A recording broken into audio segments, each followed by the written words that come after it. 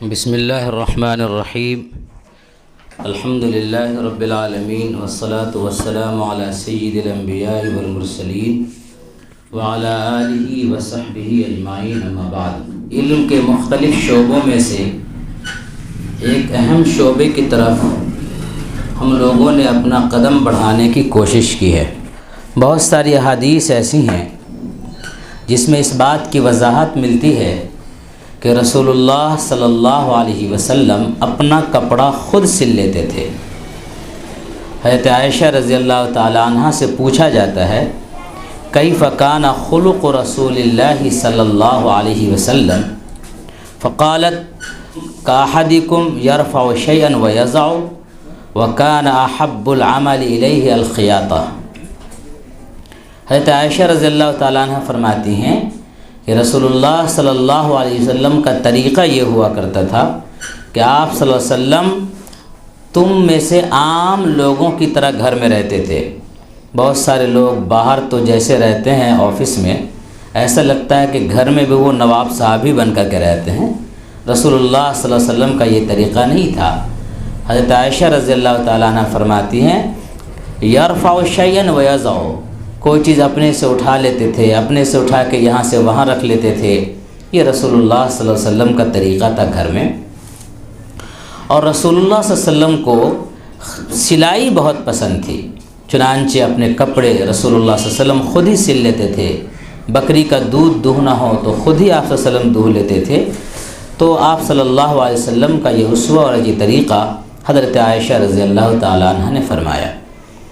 ایک حدیث میں ہے عمل الابرار من الرجال الخیاطہ، نیک آدمی کا کام جو ہے وہ سلائی ہوتا ہے۔ ابھی آپ کے سامنے عرض کیا گیا سلائی ہمارے سطر کو ڈھانپنے کا ذریعہ ہے، اور جو نیک کام میں ذریعہ بنے وہ کام بھی نیک ہوا کرتا ہے۔ لہٰذا اس پس منظر میں دیکھا جائے تو سلائی کا کام بھی ایک نیکی کا کام ہے۔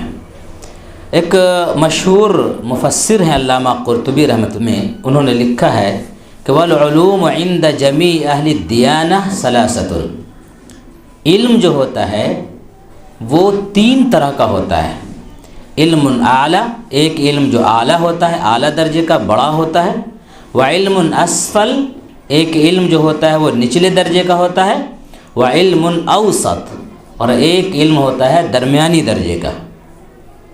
اعلیٰ علم کون ہے، ادنا علم کون ہے، درمیانی علم کون ہے، اس کی تفسیر کرتے ہوئے فرمایا فالعلم الاسفل هو تدریب الجوارح فی الاعمال والطاعات کالفروسیہ والسیاحہ والخیاطہ، کہ ادنا درجے کا، کم درجے کا جو علم ہے وہ علم وہ ہے جو انسان کے بدن کے لیے کام آئے، چستی کے لیے کام آئے، جیسے گھوڑ سواری ہے، جیسے سیر و سیاحت کے لیے نکلنا ہے، اور جیسے کہ سلائی کرنا ہے، اس کی وضاحت ہے اس میں۔ اور اعلیٰ درجے کا جو علم ہے وہ علم دین کہلاتا ہے۔ دین کا علم سب سے اعلیٰ اور سب سے بڑا علم ہے۔ اور علم الاوسط جو درمیانی درجے کا علم ہے، اس کے بارے میں فرمایا ہوا معرفت علوم الدنیا کا علم الطب والہندسہ، درمیانی درجے کا علم دنیا کے علوم کو جاننا ہے، جیسے کہ ڈاکٹری ہے اور انجینئرنگ ہے، یہ درمیانی درجے کا علم ہوا۔ گویا کہ اعلیٰ درجے کا علم دین کا علم ہے، بیچ کے درجے کا علم ڈاکٹری اور انجینئرنگ کا علم ہے، اور ادنا درجے کا علم ہی ہے وہ جس کو سلائی کا علم، گھوڑ سواری کا علم کہا جاتا ہے۔ لہذا یہ بھی علم کا ایک حصہ ہے۔ معہد الطیبات میں سلائی سینٹر کھولنے کا ایک اہم مقصد اور بھی ہے۔ رسول اللہ صلی اللہ علیہ وسلم نے اور صحابہ کرام نے جو خواتین کے لیے نصاب اور سلیبس تیار کیا، آج آپ کی بچیوں کو جو سلیبس پڑھایا جاتا ہے اس میں یہ پڑھایا جاتا ہے کہ سورج سے چاند کی کتنی دوری ہے، اور ایک سیارے سے دوسرے سیارے کی کتنی دوری ہے۔ نہ آپ کی بیٹی کو سیارہ پہ جانا ہے، نہ قیامت میں اس سوال کا جواب طلب کرنا ہے۔ وہ علم برائے علم ہے، اور اس سے اور بھی ادنا درجے کی بات یہ ہے، وہ علم صرف اس لیے ہے تاکہ لڑکے والے کو بتایا جا سکے کہ میری بچی اس درجہ تعلیم یافتہ ہے۔ اتنے چھوٹے مقصد کے لیے علم حاصل کرتے ہیں، لیکن وہ علم جو ہمارے آخرت میں کام آئے اور وہ علم جو ہمیں دنیا میں کام آئے، ان دونوں سے ہم غافل ہیں۔ آج ہمارے بچے اور ہماری بچیاں وہ علم حاصل کرتی ہیں جو بس صرف سمجھیے کہ یا تو کہیں پڑھانے کا موقع مل گیا تو وہ پڑھا لیں، ان کے عملی زندگی میں زیادہ تر علوم ایسے ہیں جو کام نہیں آتے ہیں۔ اس سلائی کا علم جس کو رسول اللہ صلی اللہ علیہ وسلم اور صحابہ کرام نے کہا کہ عورتوں کو امور خانہ داری سکھاؤ، اس میں یہ علم شامل ہے۔ معہد الطیبات میں سلائی سینٹر قائم کرنے کی جو ایک بڑی وجہ ہے، یہاں پر ہمارے ایڈوکیٹ شاہد اطہر صاحب موجود ہیں، ہم سب کے مربی محترم اور آج کے اس پروگرام کے صدر محترم جناب حضرت مولانا مفتی محمد صابر صاحب قاسمی دامت برکاتہم تشریف فرما ہیں۔ آپ اس شہر کے بارے میں جانتے ہیں کہ شہر میں متعدد اسکول ایسے ہیں جو مسلم حضرات، مسلم مینجمنٹ ہے، مسلم اس کے ذمہ دار، ڈائریکٹر وغیرہ سب کچھ ہے، لیکن دو درد، بڑا درد ہے۔ ایک درد تو یہ ہے کہ مسلم اسکول والے بھی ڈانس کرواتے ہیں اور ایسا لباس پہناتے ہیں جو مناسب نہیں۔ دوسرا درد یہ ہے کہ اپنا سارا کاروبار اور سارا معاملہ، زیادہ تر ان کے معاملات ایسے ہیں جو برادران وطن کے ساتھ کرتے ہیں۔ ہمارا مسلم سماج اپنے بچے کو اسکول میں ڈالتا ہے، اس کا جو یونیفارم آتا ہے اس کا سارا نفع برادران وطن تک پہنچتا ہے۔ تو کیا ہمارے شہر میں ایسی بچیاں اور خواتین نہیں ہونی چاہیے جو یونیفارم کا کام اتنے اچھے انداز میں کرے کہ مسلم اسکول جتنے بھی ہوں وہ اپنے بچوں کا ڈریس ان کے یہاں سلوائے؟ دوسری بات یہ ہے، پردہ کا کئی درجہ ہے۔ پردے کا سب سے اعلیٰ درجہ یہ ہے کہ پردے کے پیچھے رہا جائے، آپ کے بدن پر لگے ہوئے کپڑے پر بھی کسی کی نظر نہ پڑے، جیسا کہ ابھی آپ پردے کے پیچھے ہیں۔ پردے کا دوسرا درجہ یہ ہے کہ آپ بدن پر لباس پہن کر، نقاب پہن کر گھر سے باہر نکلیں۔ پردے کا ایک اعلیٰ درجہ یہ بھی ہے کہ جس طرح سے آپ کے جسم پر کسی مرد کی نظر نہ پڑے، آپ کے کپڑے پر بھی کسی مرد کی نظر نہ پڑے۔ اب اگر آپ عورتیں مرد سے کپڑا سلواتی ہیں تو دو آپشن ہیں۔ ایک آپشن یہ ہے کہ مرد کو جا کر کے ناپ دے، تو یہ تو انتہائی ناشائستگی کی بات ہے۔ دوسرا آپشن یہ ہے کہ آپ اپنا پرانا کپڑا بھیجے درزی کے پاس اور اس کو دیکھ کر کے وہ کپڑا سلے۔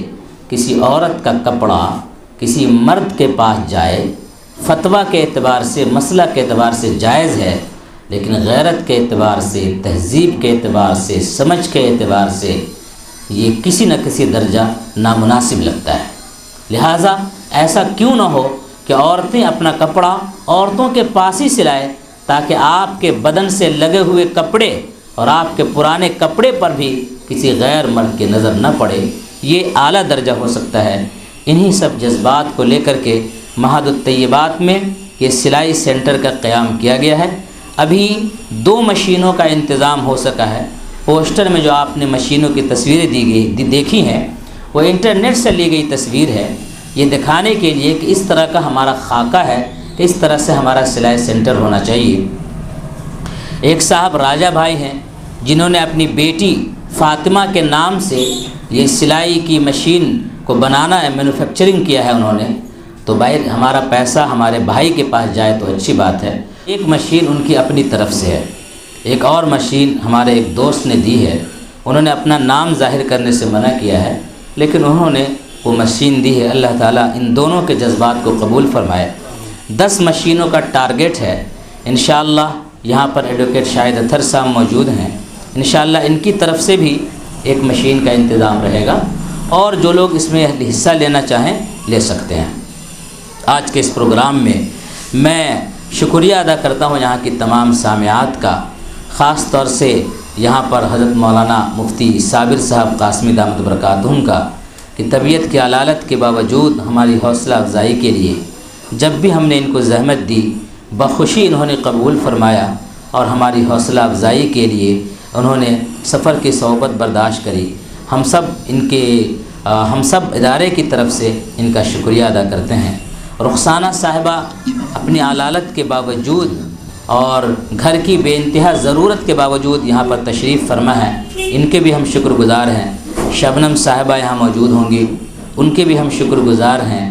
اسی طریقے سے ہمارے جناب معصوم صاحب جنہوں نے بڑی محبتوں سے یہ مکان عنایت فرمایا ہے، ان کے بھی ہم شکر گزار ہیں۔ یہاں پر داخلے کا طریقہ یہ ہے کہ 3 ماہ کے لیے صرف 10 بچیوں کو لیا جائے گا، اور انشاءاللہ خواتین کے ذریعے ان کو یہاں پر سلائی سکھائی جائے گی۔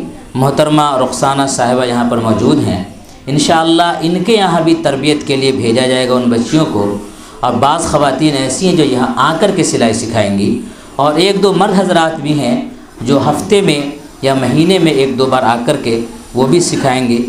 یونیفارم میں ہم نے دیکھا کہ ہمارے مدرسے کا جو لباس ہے سفید کرتا پاجامہ ہے، لیکن سفیدی میں بھی طرح طرح کی سفیدی آتی ہے۔ اسی وجہ سے جو کپڑا آپ کو مشین کے پاس نظر آ رہا ہوگا، ان 2 کپڑوں سے ملا کر کے انشاءاللہ ڈریس بنے گا۔ ابھی ایک پریشانی یہ بھی ہے، ابھی آپ کے سامنے مولانا ساجد صاحب نے بیان کیا لباس التقوی، تقوی کا لباس۔ ہم مرد حضرات جو کپڑا پہنتے ہیں، یاد رکھیے کپڑے کا اصول یہ ہے کہ جو خاص پردے کی جگہ ہے اس پر کپڑا لٹکا ہوا ہونا چاہیے۔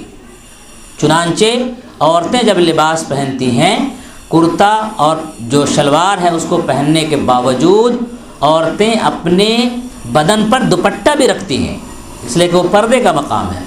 مرد حضرات میں آپ نے جو علماء کرام کو دیکھا ہوگا کپڑا پہننے جس میں دامن آگے اور پیچھے لٹکتا ہے، مرد کی سطر چونکہ ناف سے لے کر کے گھٹنے تک ہے، لہذا ناف سے گھٹنے تک علماء کرام کے کپڑے آپ کو لٹکے ہوئے ملیں گے، بدن سے لگے ہوئے نہیں بلکہ لٹکے ہوئے ملیں گے، اس لیے کہ پردے کی جگہ پر کپڑا لٹکا ہوا ہونا چاہیے۔ آپ نارمل لباس پہنتے ہیں، شلوار سوٹ، اس کے بعد آپ نقاب کیوں پہنتے ہیں؟ نقاب اس لیے پہنتے ہیں کہ آپ کے بدن پر ڈھیلا ڈھالا لٹکا ہوا کپڑا چاہیے، اس لیے کہ آپ کے پورے بدن کا پردہ کرنا ہے۔ تو لیکن دیکھا ہم نے یہاں پر بہت ساری بچیاں ہیں جن کو لباس سل کر کے نہیں دیا گیا، تو بہت ساری بچیوں کا کپڑا گھٹنا کے اوپر تھا۔ اس کے پیش نظر بھی کوشش کی گئی کہ یہاں پر خود کپڑا سلوایا جائے تاکہ شریعت کے دائرے میں ہی کپڑا سلا جائے۔ ہمارے یہاں اگر کوئی اور خاتون کپڑا سلوانا چاہے تو آپ کی مسلم بچیوں اور مسلم خواتین تک اس کا فائدہ جائے گا، لیکن کوئی بھی غیر شرعی لباس قطعاً نہیں سلا جائے گا، اس لیے کہ مقصد یہاں پر شریعت ہے، نہ کہ مقصد کپڑا سلنا اور پیسہ کمانا ہے۔ تو امید کرتے ہیں کہ مدرسے نے جو اپنا جذبہ آپ کے سامنے پیش کیا، آپ لوگ اس کو قبول فرمائیں گی، جہاں تک ہو سکے اس میں آپ ساتھ دیں گی، اپنا مشورہ دیں گی، اس کام کو کیسے آگے بڑھایا جائے، کیسے ترقی دی جائے، اس سلسلے میں جو آپ کے مفید مشورے ہوں گے انشاءاللہ ان مفید مشوروں سے بھی ہم کو نوازا جائے گا۔ میں انہی چند معروضات پر اپنی بات ختم کرتا ہوں۔